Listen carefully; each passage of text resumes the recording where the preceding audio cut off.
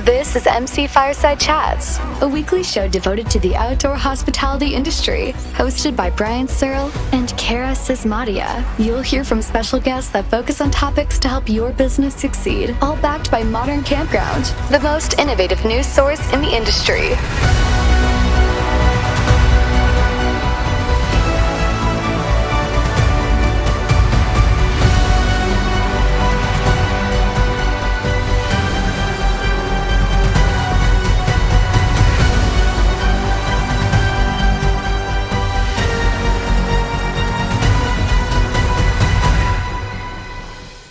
Everybody to another episode of MC Fireside Chats. My name is Brian Searl with Insider Perks. I'm sitting. I always mess up something at the beginning of the show. It never fails. Sitting at the National RVIC Outdoor Hospitality Conference and Expo in Orlando, Florida, where we're all about to maybe survive or not a hurricane that is currently coming over us. The airport's closed. Nobody knows if they're going to get out of here. KOA doesn't know if they're going to get in next week for their show. But we are safe here in front of a beautiful Tent Masters setup here. That is part of the expo that opens tonight at 6 o'clock. That's why you hear forklifts behind us, because they've kind of let us sneak in here under the radar. With me, I've got Zach from Clockwork and Connor from Sage Outdoor Hospitality. Guys, do you want to briefly introduce yourselves? And first time on the recurring show, right? Yeah, Connor Schwab, head of outdoor hospitality at Sage Outdoors. We help launching and expanding glamping and RV businesses throughout North America. Can you guys hear him okay with a mic between them? Or good? Yep. Okay, cool. Zach? Yep. I'm Zach Stoltenberg. I'm with Clockwork, Architecture and Design. I lead our outdoor hospitality studio. So we work with new and existing campgrounds, glamp grounds, RV park owners, anybody that's in that outdoor hospitality space, and we help them build their dreams. So awesome. Pretty fun business to be in. Glad to have you guys here, and you're going to be a part of the glamping show going forward. Second week of every month. We've obviously got Ruben Martinez here from the American Glamping Association Glamping Hub, and Irene Wood from the Fields, Michigan, guru of all things, right, Irene?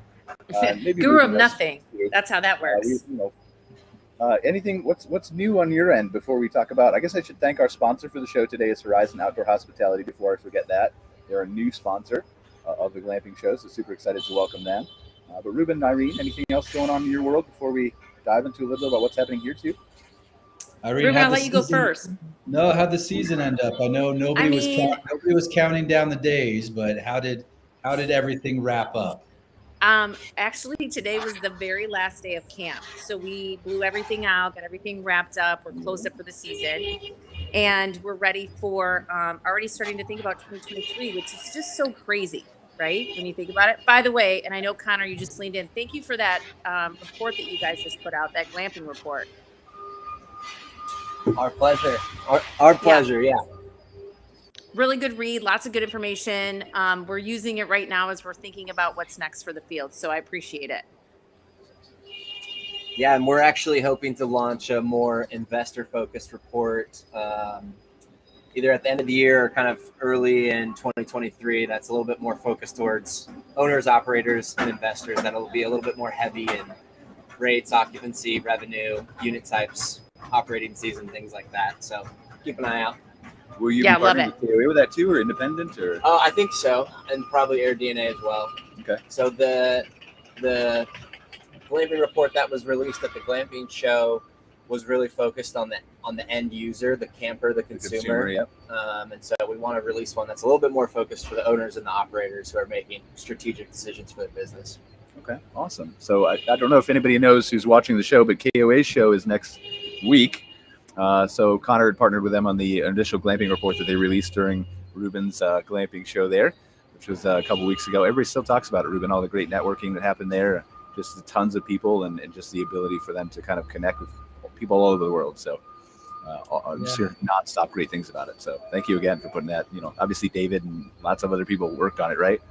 But absolutely, yeah. I've got the easy job. I can just go around and talk to people, and people work a lot harder than I do to make sure everything gets where it needs to be. So I've got the looking. Let's see if we can do this. I'm gonna move this. Yeah. We're leaning towards you because I have this tiny little laptop speaker in my hand that we're trying to hear you from. So I'm just going to put it over here in the middle of the shot and see if we can make it happen. There we go. We got a little gangly cardboard box there. This is how And we roll. This is how I roll, really. These guys are just kind of here shocked and uncertain about what's happening. But so what else is new in the glamping world? Yeah, I guess my question, Irene, for you would be, I mean, I'm always curious, and we can go in any other direction you guys want to afterwards, but every year the industry gets more mature, and we learn more and we learn more. And so now that, you know, it's always hard in the middle of a season or the beginning of the season to pick your head up and say, okay, let me kind of assess and reassess, and, you know, here's what I learned, or here's what's new maybe for next year. But as now I know today's kind of the last day for camp, Yeah. but have you had a chance, or is there any kind of big learnings from this last season? Because I feel like it's a compounding factor. Like every year we learn more and more and more, and we figure out more and more and more, and we get more and more confused as well. Yeah. I think it's more and more complicated as well. But just curious if there's any, you know, from your camp, any big learnings from this last year. Yeah. So, and this is really interesting because there are, and some of them are, you know, when you're one of the, I don't want to say one of the first, but when you're an owner operator who has now, you got to think 4 years under the belt. We've had the luxury of being able to move some levers that maybe other businesses couldn't, right? They're too large. They make some commitments that, you know, a small, mighty, nimble operator can do. So 2 things I learned. One of them is, and I'm actually, one of them is, I think that we're going to have to make some adjustments to the accommodations. So we did tents with bathrooms, and I think that it's becoming, I hate the way this sounds, but for us, maybe our guest, that it is really hard to meet a guest where they're at who is coming from camping and still providing them a superior experience while you're still navigating through a couple things. And one of them is bugs, heat, cold. I mean, tents are really, for a consumer who is a high-end consumer, which I would say that we fit in that $400 ADR kind of rate or, you know, spot. They don't want that. They don't want to see a stink bug. They don't want to see a black beetle. They want to be 70 degrees with no humidity. And we're just not able to meet that guest with a tent. So I'm rethinking through what an accommodation looks like. Secondly is, you know, I think we told you we made an adjustment to camp because we are small. We went adult only. And while that increased guest satisfaction, it decreased revenue. So, and part of it was, so I think a lot of people still want to share that experience with their kids. And so that has me thinking through, how does that look in the future? So what we did was we went through and we said, okay, we're going to be adult only with the exception of these few weeks. And then during these few weeks, we're going to allow kids. And then during those kids, we had camp actually quadrupled in size, right? Because every parent came with 3.7 kids. And, you know, revenue was increased during that time because you have extra head count and they're spending more money on food and beverage. But then we returned back to our adult only while our adults loved it. And like I mentioned, customer satisfaction was incredibly high. What we learned was we took a hit in revenue that I was like, damn it. Not that I didn't know. I mean, we knew that that was going to kind of be the case, but how much was it going to be the case? And, you know, when I look back through, Connor, your glamping report, when you do see majority of people want to camp with their kids. So it's in line with some of the data that I saw in your report as well. Now, it won't change what we do. We're going to still continue with that model. I think it's just because, again, our camp, this particular one is small. You know, we only have 20 units. But I think those were the 2 learning. Accommodations we need to make some adjustments on accommodations to meet the customer. And then the second thing is that you know, we're going to continue to maintain the adult only, but we're going to add more kid camp weeks to kind of maintain some revenue where we took a little bit more of it in the chin this year. I just want to be clear. We're not laughing at you or anything you're saying, Irene. We're laughing because this expo hall is massive and literally every person with a forklift and trash can is walking by our aisle during the live show. It's fine. So. Listen, it's not a screaming baby. It's not, you know, an animal, a raccoon in a tent. It's all, you know, you're fine. We've lived through it all. But yeah, it's really interesting to hear those kind of anecdotes from you and just what you've learned and as you continue to grow. And I think it's so important to kind of constantly be reevaluating what your operations are and making sure they're always a best fit for the awesome orange shuck that's beeping nonstop too, right beside me too. But yeah, what do you think, Ruben? Have you seen that kind of similar? Jeez, he just whipped by us, didn't he? He's going like 30. Anyway, Ruben, have you seen some similar kind of data from other people you've talked to? Yeah, or make similar sure type of thoughts? You guys might want to throw on a helmet if people are zooming by, just in case you guys don't get taken out, and make sure your life insurance is up to date. I think that's it. Irene, that's interesting because there's a category of questions that people typically ask, which are in the category of, should I be family friendly, right? Or not? And what does that look like? Do I do food and beverage? What kind of on-site activities? And there's always these front end questions of, you can't have your cake and eat it too in certain ways, right? You've got to figure out a strategy that's going to be in line with the theme and execution that you want to carry out and do that. Because as soon as you try and be everything, your brand almost becomes nothing, right? And that's tough. There's some great purchasing power with families, but there's also, certain things that when there's a bunch of kids running around, what does that do for the person who pays, that extra amount per night, and I think there has been, will continue to be this tug of war between this kind of mid-level tier decisions of, do I offer this or do I not offer this? Do I offer this? Do I have Wi-Fi or no Wi-Fi? Like, what does that do to the experience? And, fortunately or unfortunately, there really isn't a perfect answer for it. It's like whatever's going to work well for you and stick with it. And then, just be comfortable with what that means for your brand, because, that's interesting. Like, nobody else can answer that but you, right? And it's great that you figured out like what's going to work for you and then stick with it. Because no matter what, if you go out and all right, now we're going to do family friendly, then like, oh man, I wish we would have stuck with. It's almost like you're always missing the other side of it, and the grass is always a little bit greener, and you just can't always be everything. You have to choose and make some hard choices along the line. So you said you're going to basically stick with the same model next year. Yeah, it was really interesting, and I'll just kind of share. So, when you look at the room rates, you do take, like everybody knows, when you have to bring in cots and extra bedding, you get a little bit of bump on revenue.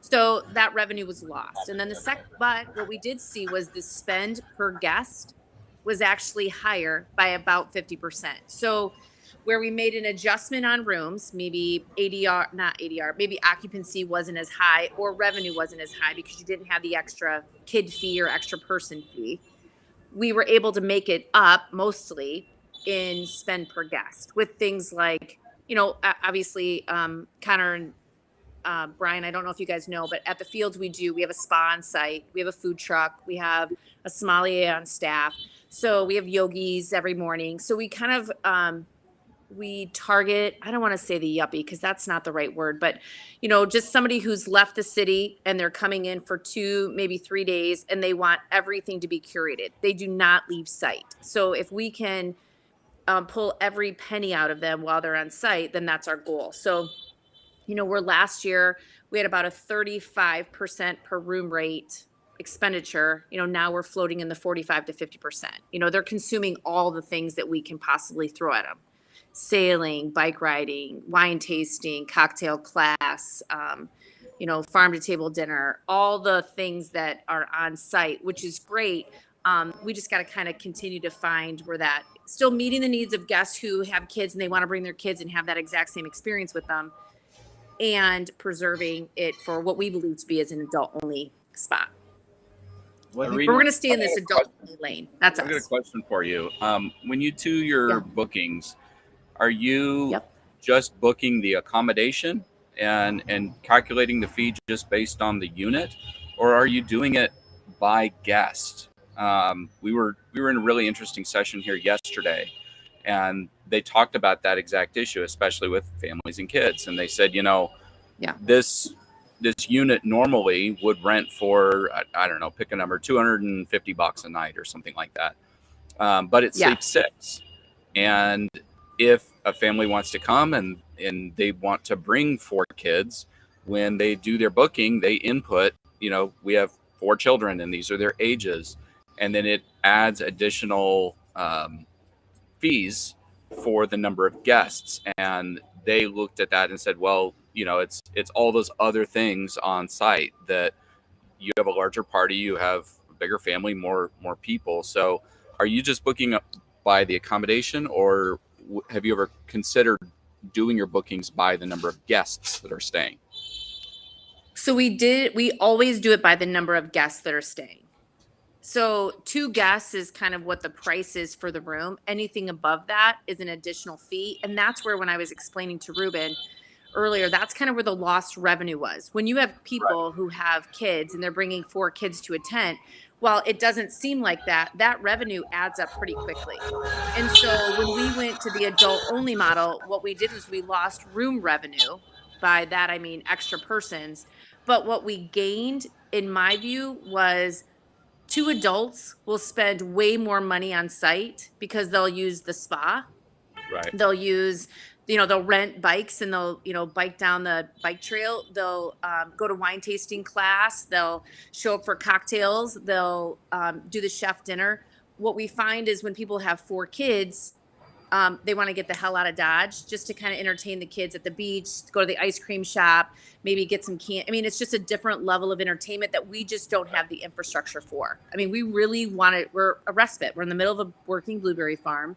We have, we tried to keep it simple, like simply sweet, right? Just everything that was on site was purposeful without feeling like we had overtaken the land. And so that's one of the kind of, when we were talking about what were the levers that we moved 2 this year. One, affected room revenue negatively. The other one positively affected camp usage, right? All the ancillary segments to the business got a bump. So. Awesome. Can we improvise a little bit here? Steven, are you Steven? Steven is from Tent Masters. He's over here. You can't see him in the camera. We're going to move it. There's Steven. Hey, Steven's Steven. from Tent Master. We're sitting in front of, hopefully you can't see me now because the show's much better. But Steven's from Tent Masters. If you want to tell us a little bit about what we're sitting in front of, and we can just go look live on the show. Yeah, can we do that? Absolutely. It's probably going to turn into a disaster, but we'll try it. Go ahead. Take them through a tour. Yeah, absolutely. Yeah, come on in. This is our common tent right here. Now, this is one of our smallest tents that we sell. This particular model sleeps 5 as is. This is one of the smallest tents we sell without a bathroom, so we have much larger sizes. But this is one of my personal favorite tents. It's actually one of our best sellers as well. But this one is 224 square feet, and if you step inside here, one thing you'll notice is that it doesn't look like 224 square feet. You actually have quite a bit of room here. We have what we call a triple bed over here, which is a full and a single on top, and then a queen bed in here. But if you pair this with a communal bathhouse, you have a nice affordable tent for $14,000 or $24,000 fully equipped that you can really utilize a communal bathhouse and get a good family of 5 in here, and really it's limitless with the possibilities that you have. We've seen a lot of our customers actually put a bathroom in here with a shower, toilet, sink, and have a couple's tent. Of course, it does come fully equipped with a kitchen. You do have a sink and a gas stove that's not pictured currently, but you can get a gas stove in here. And you have a nice covered porch where you guys were recording the first bit of your meeting. And you also have these tall windows right here and on the side here. And we did this to let in a lot of natural light. But this is our Kama tent, and you can either get it with 2 bedrooms, as you see here, which is default, and it comes with this bookshelf connector right here in the middle.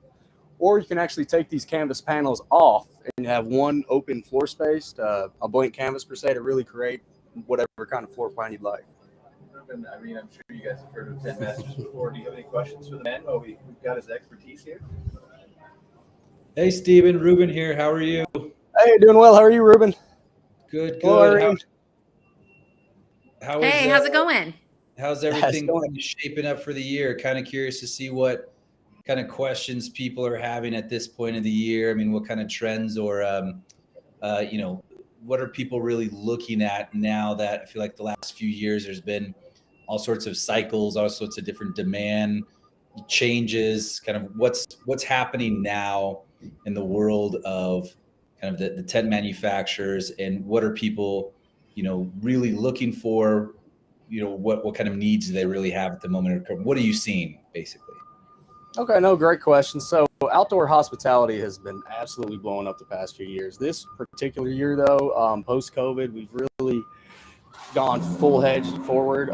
We've seen a lot of people really want to attract not just couples but families.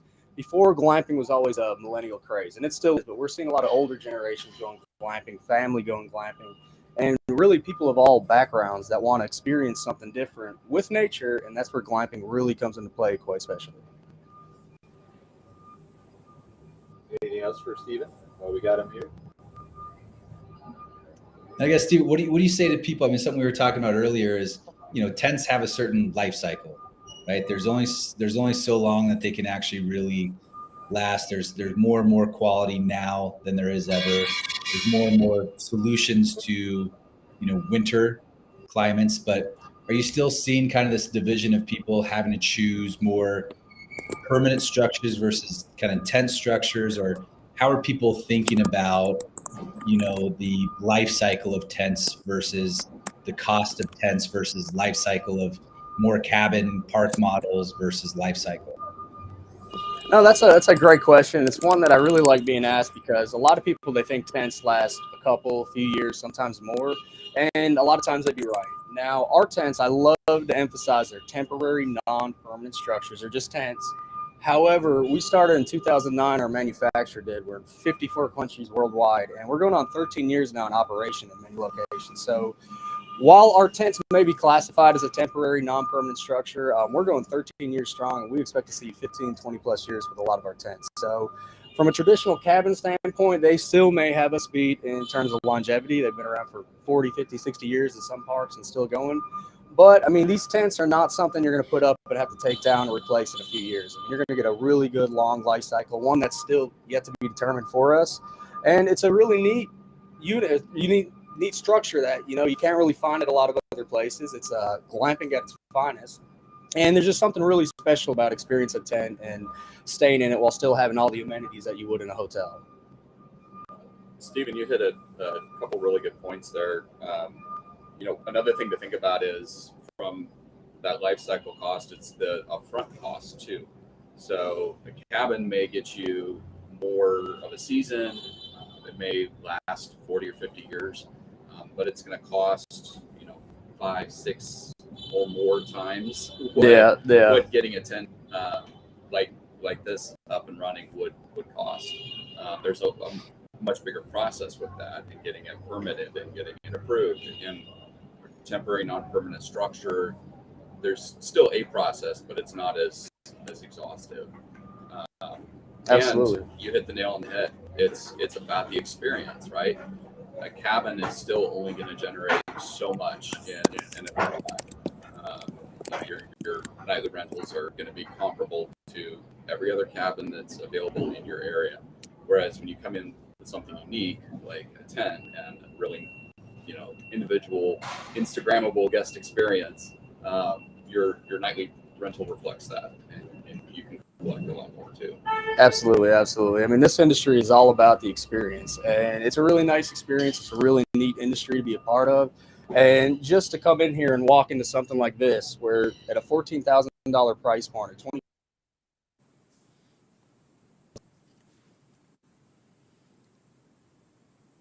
All in.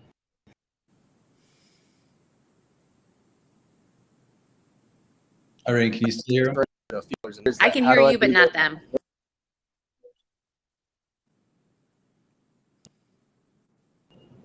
I'm sorry, say that again. Did we lose you for a second? Oh, you guys are back now. We lost you there for a minute. You can't hear us? Yeah, now I can. Oh, you got us back now?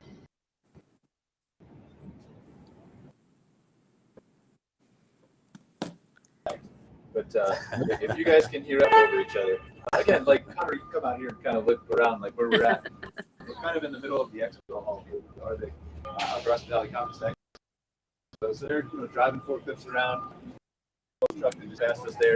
So it's kind of a big put together little thing. We were just trying to get in front of the brand and stuff. So just super excited to be here, but we're gonna have to connect and stuff like that. So you guys can't hear us. Oh, there we go. Irene said if you stay out of the tent, service is better. So, okay. Is there anything, Steven, we should know about the cell blocking of your tent? But, It's news to me. I know these tents do great in just about any kind of weather environments. You can leave this unit up year-round, even in climates such as Maine, New York, Minnesota, even Nova Scotia, Canada. They're also great here in Florida, where if we got a hurricane income, which we do. I would probably take it down. Protect your investment, insurance opportunities and companies out there. So I definitely recommend that. But as for cell block, your Wi-Fi blocking, that's for some owners. If you want to make it, so maybe you should read. And some of the best glamping experience I've had personally is no cell service, no Wi-Fi, me, nature, and a nice glamping structure, a unique experience, and there's something special about that. Yeah, definitely agree. Well, thank you, Stephen. I appreciate it. Yeah. Ruben, what else we got to talk about here? We're going to kind of sit down here in front of our little setup. Yeah, I guess my next question for the group was going to be, because I'm always interested at this stage as we get into this, like October, November, December. It's a funky time in the industry because you've got people who are either about to hit their high season because they're in these very warm climates, and this is when they get a lot of bookings. And then you also have a good majority of people that are just, hitting the reset button, looking to expand, looking for their next decision. They're looking to figure out how to adjust, and they can't, in this space, those that just do business as usual tend to struggle in the next year, right? And not saying there's nothing wrong with if you've got 4 units and you kind of run your 4 units next year, but usually people are making some adjustments, right, based off of what they've seen. So I guess my question to the group is, what are those things that we've seen this last year that cause a reaction to make some changes in people's operations for the next year, right? Because it's one thing to see something, but then it's another thing to actually make those value-added decisions to then say, this is what's going to help me next year. And so I kind of bring that up at this point in time during the year, because typically this is when people are saying, okay, oh crap, like what just happened this last year? Okay, what do we need to do to get ahead of it for next year? And just kind of curious to see what you guys have seen. Was it based off of more expansion, customer experiences and preferences? Is it more about, it really is a broad question, but I'm just curious because it happens every year. And those that are smart enough to kind of pay attention throughout the year, sometimes it's even just minor changes that they make that allow for them to really be set up in a different way. So that would just be my question for the group. If anybody has seen anything that, we place a bet on for next year. So I think it's a great question. I'm glad you brought it up. We're actually on the architecture side, the design side. We've had clients that opened this year, that this was their first season in business. And we knew with, their limited budget, that they weren't going to be able to do everything up front. We worked with an awesome property, an awesome owner in North Carolina. They had a very, very small budget, and we master planned the whole site. We got everything through their county planning and zoning and their approvals. And they said, we have a budget right now to do 8 of the 20 some tents that we had designed. And they had 2 months to get them up and operating before their main season hits. And so we got it done. We got them open. They opened up 4th of July. And I spoke with the owner, the client, last week. He called and he said, so this weekend is kind of our last weekend. We're starting to wind down a little bit. It's starting to get cooler. But he goes, we're actually getting more inquiries. And so we raised our prices, and then we got even more inquiries. And they've never operated through the winter months. And he's like, I feel like, maybe we should. And so can we add heaters? Can we do some insulation? Can we kind of stretch our season? And so I talked through some ideas of things that are easy that they could do right now, like adding a heated mattress pad to the bed. It's $150, $200 to order one on Amazon. And that tent may still get down to, 55, 60 degrees overnight. But if your guests slip down in between those sheets and it's 92, 98 degrees inside of that bed, then they're still comfortable. You're improving the guest experience. Well, your body temperature is 98 degrees. So that, but no, we talked through some of those easy, quick things that they could do right away to stretch, get it may be just 3 weeks in the fall and 3 weeks in the spring, but that's 6 weeks. We just, created another month and a half of operation days. And then he brought up, he said, we used, there was an existing bathhouse that was on the site, and it was a cinder block building. It was all open inside, not a lot of privacy. And he said, we really got dinged on that this first summer. And a lot of our guests commented and said, I love the place. The tents are amazing. The site it's right on a beautiful river. But he said, we really had a lot of negative reviews and negative comments from guests on the bathhouse. And he said, so, I think we're ready to move forward with that. And that was one of the things we had done the drawings for it. We had designed it, but it wasn't in their startup budget. And so they said, we made some good money over this kind of first shortened season for us.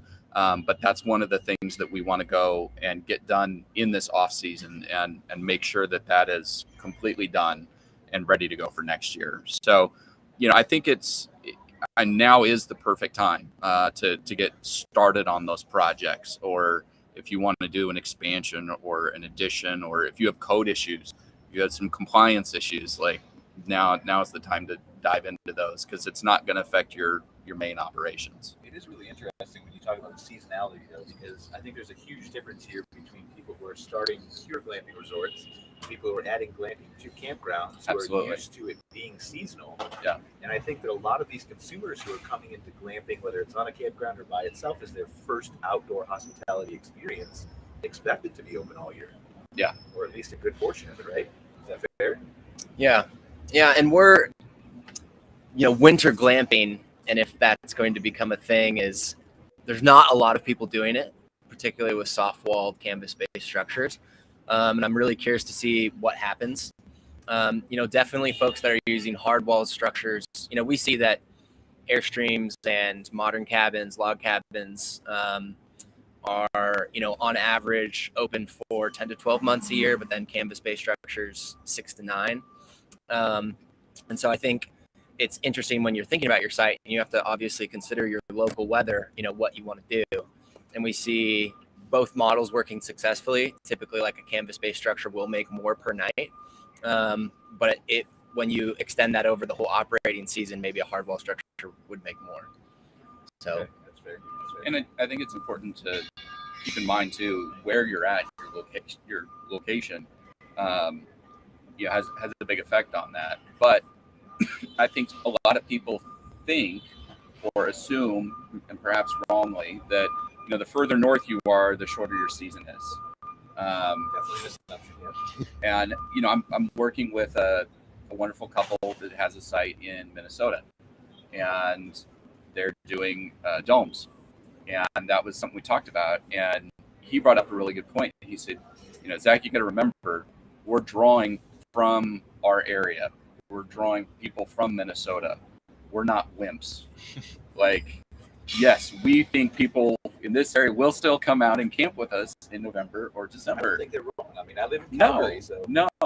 And much the same way, you can think, oh, well, if I'm way down south, if I'm in Phoenix or Dallas or, somewhere that has really pretty mild winters, they still have a season too, because in July and August, when it's 110 degrees out, nobody wants to be outside and in a tent and without air conditioning. So I think, your site and where you are, it's always going to impact that a little bit. and it's the mindset of the people, again, for sure, whether they're in Minnesota or Canada or whatever, but it's Right. also the people who have gone camping their whole life have the seasonality built into their mindset. Right. So they're more willing to accept that too. And Irene, to follow up with that, Irene, like from your property where you've got this higher end client, you already have a spa, you already have a sommelier, you already have, all this stuff. It's like, at what point do you say, like, what the F else would anybody else want, right? Like, do you ever get to this point where there's going to be a ceiling of, because of the clientele that you have, does it become difficult to say, oh man, what could be, are they expecting more and more? And then at what point, like, what else could you provide? Like, you already have all this stuff. Yeah. It's interesting because when you were talking about winter, I was like, no way in hell. And not that, but I was like, there's nobody that's going to schlep. None of my clients would schlep a bag of anything, through the snow to kind of get to it. But, as people continue to glamp, right? I mean, we have a lot of people now that fly in to see us who have stayed at an under canvas or collective retreats or a Firelight or, and so they've experienced different things. And so I think that one of the things that we always and continuously have to do is, maybe there are some staples that never shift, right? It's like why you always go to certain places because you know that this is always going to be on the menu, or that, like your grocery store, like the back of your hand. We have guests now that are going to be in our 5th year in a row, right? So, but I think what we're able to do is mix up the experience by leveling up or using the space uniquely. So, with 30 acres, there are lots of little nooks and crannies that you can continue to recreate magic. So maybe, each year, we have this, like next year, one of the buildings that we had that we were using as private dining space, we're actually converting to a speakeasy. And so it's constantly reusing your space in a very unexpected way so that a guest will continue to spend their money on the ancillary things. So it's readjusting, reusing, reinvigorating. We were going to put in we have a cement slab that we use for a wedding. Paddle is it pickleball? Pickleball is becoming the hottest craze. We're converting that cement slab that's used for weddings into a pickleball court. And then we were like, okay, well, how do we amp that up? All right, well, we're going to do a little hut and a lemonade stand, but it's really going to be spiked lemonade, right? Because pickleball is known to be so it's the constant thought to how do we continue to maximize the space and stay true to the trends that the life cycle of trends that all of our guests who are consumers are doing, because that's what they want. We're all consumers. We want something new and awesome and different and exciting, but why do we still keep going back to the same thing? Because they're doing it too. So, yes, I think about it all the time. I'm already like ordering vinyl records for the speakeasy. We're changing out the front door to it so it looks a little bit more. We're getting a neon light, that kind of flickers. But we're doing all that stuff, right? And so that's the fun part of the off season. It's not revamping, enhancing the guest experience to meet the guest exactly where they're at. Definitely amazing that, the analysis is so super critical. Like, I'm really glad that you're here, Irene, to kind of talk us through that and the mindset from your perspective as an owner. Well, it's like engineering. I mean, does everybody talk about it? And I know that, when people are advisors or chatting about something, they're chatting about something in a way that has them. Are they frozen again? I think so, but keep going. Yeah, but, like engineers, it's really easy to kind of sit back and kind of say, this is what it's supposed to look like. But then it's the actual, when you start to build it or you're starting to operate it, you have to do different things. You have to respond to what your guests are. And oftentimes your guests sometimes aren't exactly who you are. So Right. that's the actual fun and the challenge. I love it. Yeah, and I think that's like the bigger point too. And be curious to see what you guys think about this, where you look at the history of glamping, therefore looking at the future of glamping, and consolidation in the space hasn't happened yet, right? To a big degree, and it will, right? That's going to be the next thing that's going to be on the docket. But 10 years ago, there wasn't as many options, so you would just pick a place to go to and be like, great, it's got a tent, looks good, fantastic, right? Now, there's competition. There's great operators all over the place. Mm-hmm. And it's no longer good enough to just put up a tent and operate. It's no longer good enough to just kind of copy maybe what somebody else did, copy their playbook. You got to have all these different things because the user taste has changed, right? They got a taste of, man, I really like this glamping thing. Like, what else is out there? And they don't always want to do the same thing. I think there's comfort to kind of like the 4 seasons of glamping of, hey, I know what it is. I know what it isn't. I'm great. Awesome. But I think the growth in the industry will always be people searching for those new experiences. The winter glamping, yeah, I think there is people who are going to go do that. People who want, to come to the same property, want something different. The reality is that you need to now more than ever set yourself apart, or else you're going to fall behind, because you no longer are just a big fish in a small pond. Now there's a really big pond and a lot of fish. And so you just got to be, really differentiate yourself, which is just the natural progression of this industry. It has to happen. So you need the pool, you need the activities, you need the pickleball, you need, to be open year round. That's how people are, fortunately or unfortunately going to compete moving forward, because if you're not, somebody else is thinking about those things. I think Irene brought up something that was a really good point too. And that's, meeting your guests where they are, always keeping in mind that we are not selling an accommodation, we're selling an experience. And hearing you talk, Irene, about some of those things that you're doing, some of those pivots and changes, and kind of being, flexible with some of your space. I think that demonstrates, that you're really tuned in to your guests and the experience that you're delivering to your guests, and that's speaks to a lot of wisdom on your part, and that's what makes good operators great operators. And I think keeping in mind that it's guest experience should be what drives everything that we do, every one of those decisions that gets made. So I thought that was just great, and I really enjoyed you telling us about it. Yeah, I totally agree. And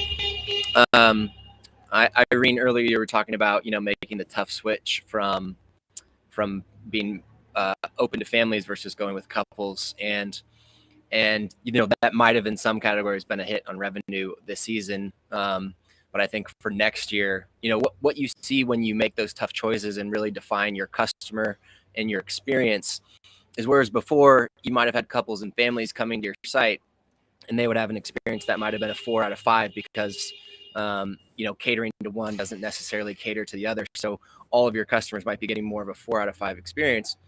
But moving forward, now that the entire experience is dedicated to one customer, you can really knock the socks off of all of them. And now they're having these 5 out of 5 experience.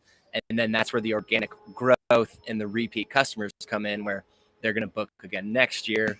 And then they're going to start bragging about it to their friends and tell them, oh, you've got to go to this place. It's an amazing getaway. They've got all these fantastic experiences and amenities. So, and no kids. Yeah, and no pesky kids. And so I expect, making those tough decisions and really having an incredible experience is going to pay off for you. In the long run. Yeah, in the future seasons. So, well done.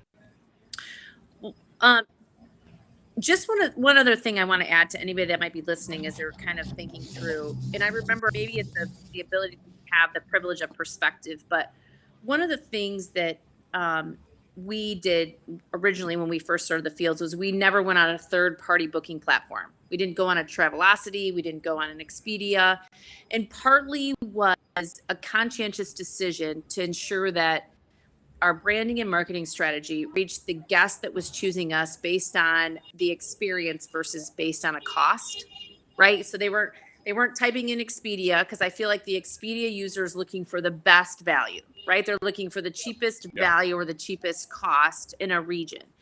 And one of the things that it did was, now it's always been 100% of our bookings are direct bookings, but it really found our guest identity. It made it very clear exactly who we were servicing, and it makes the decision making very easy, because we don't have people choosing on price while at the same time somebody choosing on experience, which oftentimes are two different people.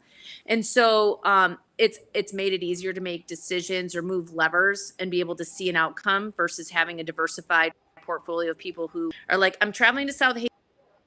The field has a coupon for them, and they show up and they're miserable because they're camping. So for anybody that's listening, that was a conscientious choice for us to make sure that we grabbed the right guest. Now, some other people might not be able to do it because they need to fill, every single tent or accommodation that they have. But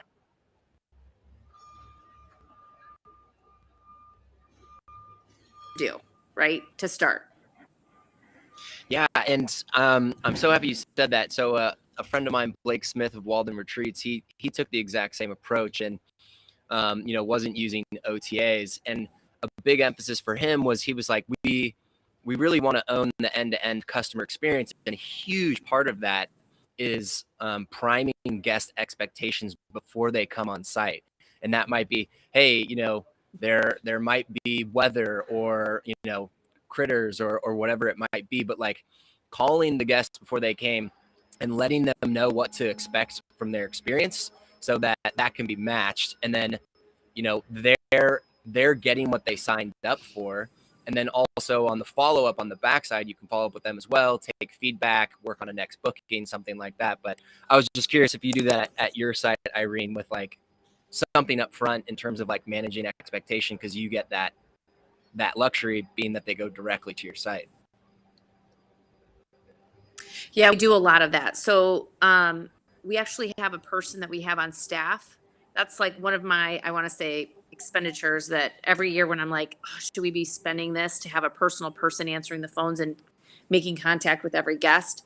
But the reality is, the answer is yes. She pays for herself, tenfold, because she not only does the initial contact. So our booking platform allows us to do some 3 pre-arrival emails. They'll have like their packing list, what to expect, what's going to happen the week of their stay. Then our concierge reached out directly to every single person, makes notes, so I can read in the notes if they were able to make contact with them via email or phone. And then all the guest notes that are in there, are they celebrating their 5th anniversary? Is it their 40th birthday? Their dog's name is Bo, all of those things that you would expect. And then afterwards, we actually follow up with every single guest with a postcard. So we're a very high touch organization. It was the only way that I was ever going to do this business. I do it because I'm absolutely crazy about hospitality and the guest experience. Most people know I don't love the outdoors that much. I'm actually a recovering camper. I have 5 brothers and a Boy Scout in the house. So my version of camping was very not what I do for guests. But the reality is that I am absolutely obsessed by making sure that every guest is wowed in the way that South Haven, Michigan can. And so those are the ways that we do it. Probably very similar to your buddy.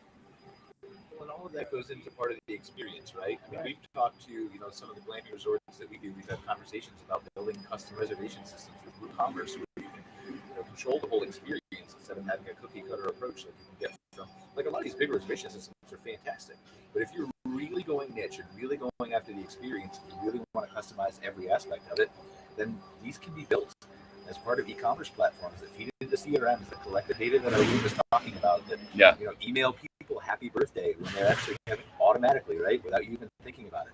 And those kinds of things, just again, one more way that they're going to remember you, come back to you because you were special to everybody else. You brought up a really good point. I actually sat in a training session yesterday with the folks from New Book, and they were talking about some of the features that they have in their software. And absolutely, all those things can be triggered automatically, and they do, a 48-hour before email and a 24-hour before and a day of, check-in, like that constant communication back with those guests. They have it triggered even to where when they check out, a follow-up email gets sent and says, hey, we just want to make sure, everything was perfect for your stay. And if it wasn't, please tell us, what can we improve? What can we do better? So there's certain our booking platforms that already have that integrated, that will do that all. You can custom, tailor your message and what you want to say. But you don't have to have one of those big expensive platforms either. It may be, like Irene mentioned, it may be a person, it may be staff that really focuses on that and, does that. Yeah, it all depends on what you need. I mean, for most people, I think the new books, the camp spots, everybody else is going to work for that. Yeah. But in some cases, if you really want to go that extra mile and you've cleaned up everything else, then there are ways to do it with technology that are pretty amazing.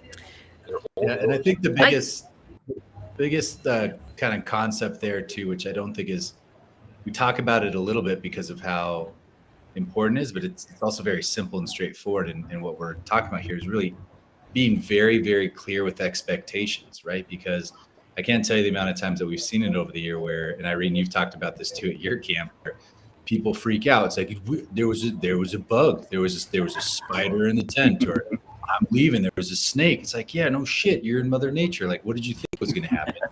But like, at the same, this is at the same time, for you guys, don't let your kids get into this. As glamping becomes this gateway to the outdoors, just a lot of people haven't had that experience before, right? And being overly transparent with, here's what this is like. If there is no Wi-Fi, you let people know that. If the bathrooms are subpar, you let people know that. Whatever it happens to be, because sometimes people try and hide that because they're like, oh, this isn't the best part about my property, so I don't want to have photos of, maybe this side. Like, the more transparent that you are, people walk in and say, okay, this is what I expected. When people show up, and even if they expected there to be Wi-Fi, and you didn't advertise there was or wasn't or whatever it was, and there isn't Wi-Fi, they lose it, right? And they say, well, it doesn't matter where they are, the beautiful scenery or the accommodation. They just get triggered by these small things that were expected to be there and weren't there. And so it is the job, and it's a hard job, to be overly transparent of, here's exactly what it is. Here's what it is. Because for many people, this is already so much out of their comfort zone, right? They're going out into a remote place. So you're suggesting, Ruben, just to be clear from the American Glamping Association, if there's a snake in your tent, you should let your guests know that there's a snake in the tent, right? You should have that's part of the experiences. You can just have a snake infested tent, and you can actually charge more for it. Yeah. So, there are probably people. There are probably fan clubs. It's Instagrammable. For sure. Definitely. Yeah, exactly. Selfie with the snake. Yeah, you charge more Ruben, for a rattlesnake. You bring up a really good point with that, though, and I think it goes back to that guest experience component. And one of the things that I like to say and that I talk with our clients about, there's one thing that's common sort of throughout the glamping and outdoor hospitality industry as a way that creates a positive guest experience, and that is authenticity. When we look at the markets, when we look at the demographics, the people that are really making up more than half of the guests in glamping and camping today, they're mostly from the millennial and Gen Z kind of generations. Those are the age groups that are funding the industry right now. And I can say this because I are one.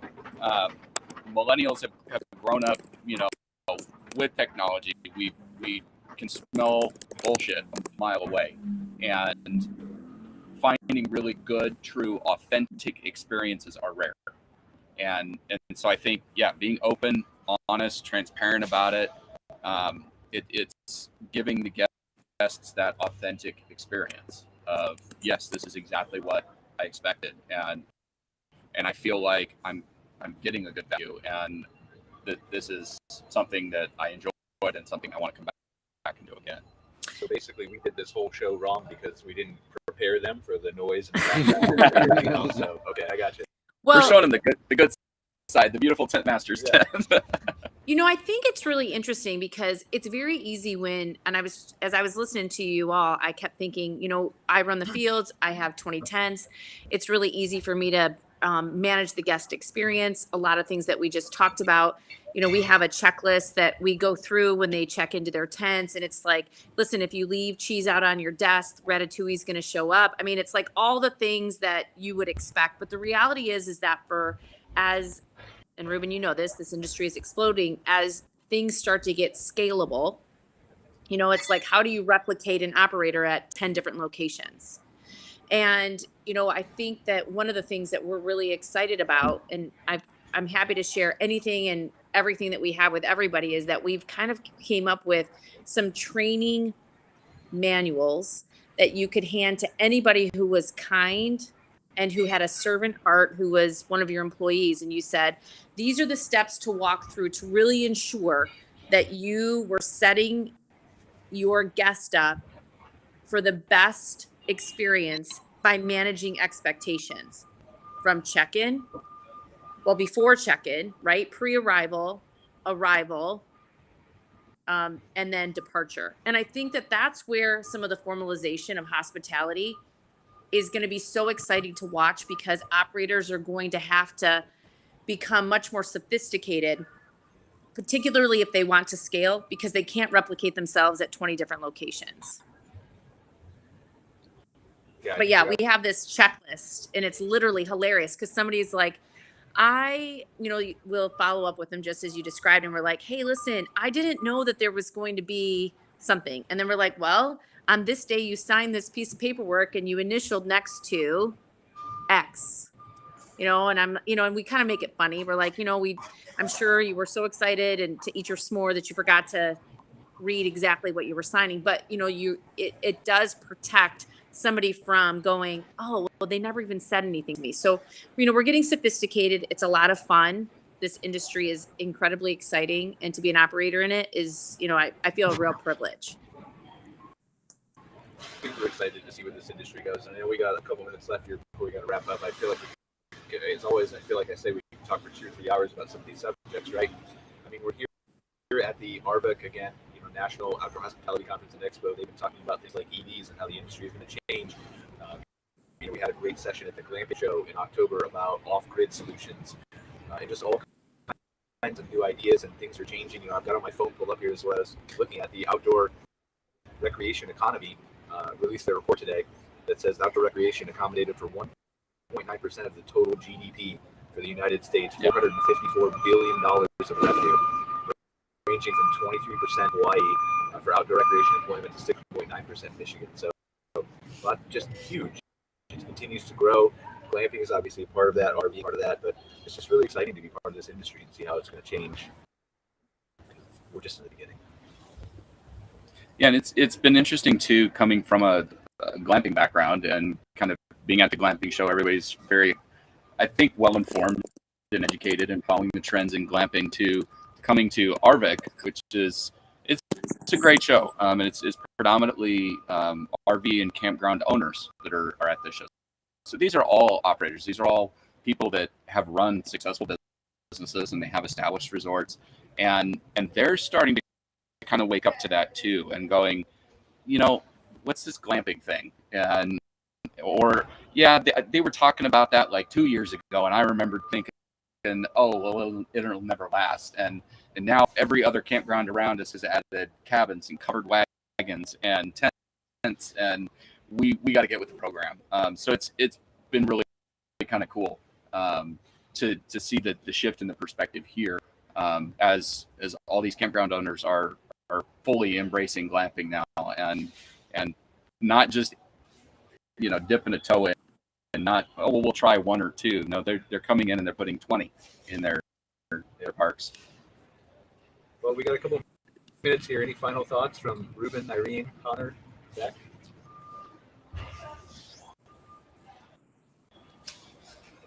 Quiet, or we're just lagging? No, I think we covered a lot. Thanks for taking the time to connect today. That was as always a good conversation, solving glamping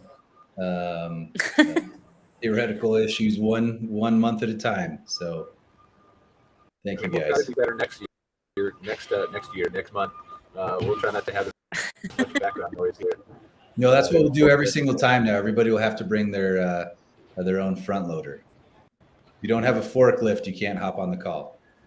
It might work. It would at least match people. We would set expectations, right? That's the important thing. Yeah. So there we go. We're communicating with people. So thank you, guys. I really appreciate you joining us again for another episode of MC Fireside Chats Glamping episode. Again, we're here at ARVIC's OHCE. There's so many just amazing things that are happening in this industry. We're part of all these educational sessions here at the Expo, KOA's Expo. Stage work with them on the American Glamping Report, North American Glamping Report, and I'm sure they're going to cover that during their conference here in Orlando too. Hopefully everybody's safe in Orlando with this hurricane that's coming over us. And again, we will see you guys here in a month here, back with us again, Ruben and Irene, Connor and Zach. So thank you guys. Take care. Thanks, everyone. Thanks. Stay safe. Bye, guys. Thank you. Thanks for watching this episode of MC Fireside Chats, hosted by Brian Searl and Cara Csizmadia. Have a suggestion for a future show or want to see your campground or company as part of an episode?